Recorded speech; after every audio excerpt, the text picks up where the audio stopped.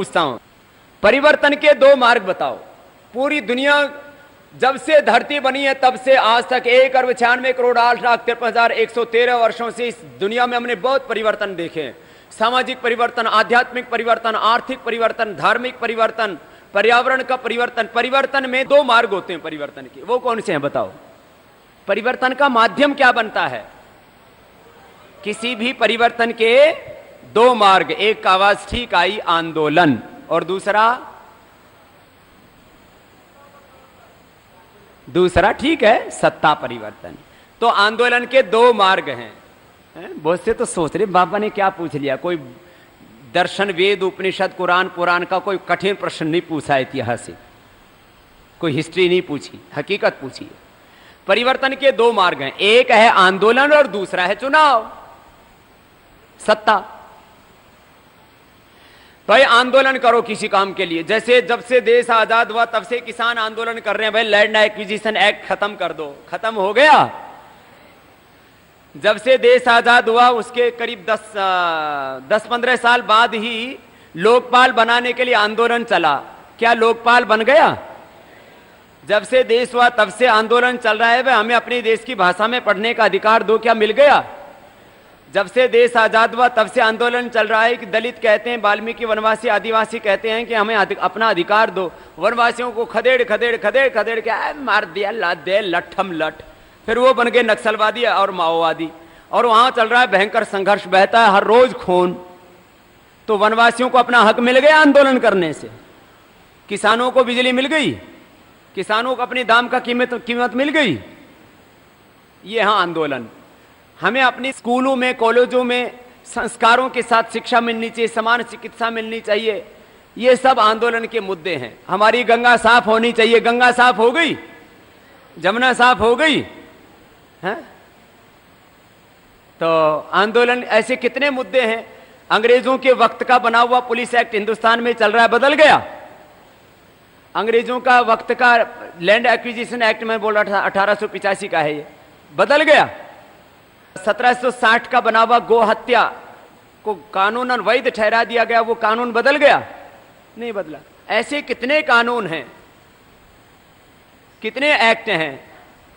34,735 अंग्रेजों के बनाए हुए कानून, और इन जो है काले अंग्रेजों ने बना दिए करीब 1 लाख। 1 लाख कानून बनाने के लिए कितने लाख साल तक आंदोलन करना पड़ेगा?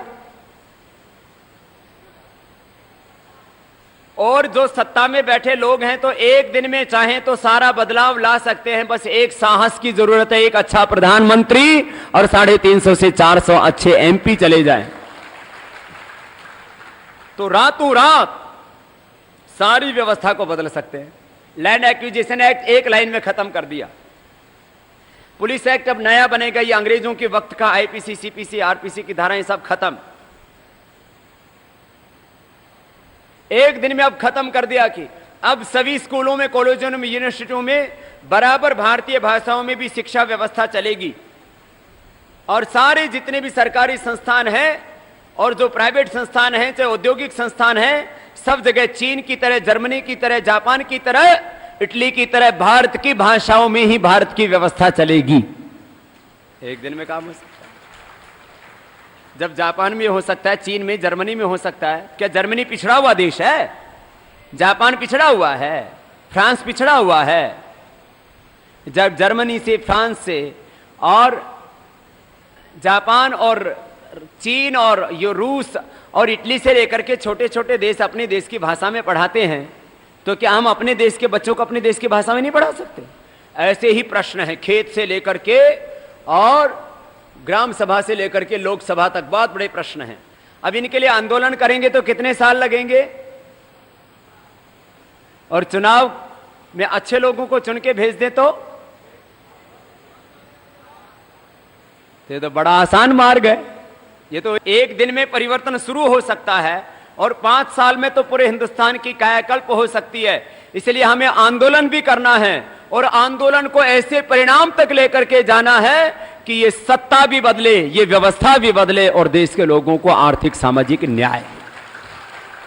ये आंदोलन के 2 मार्ग हैं।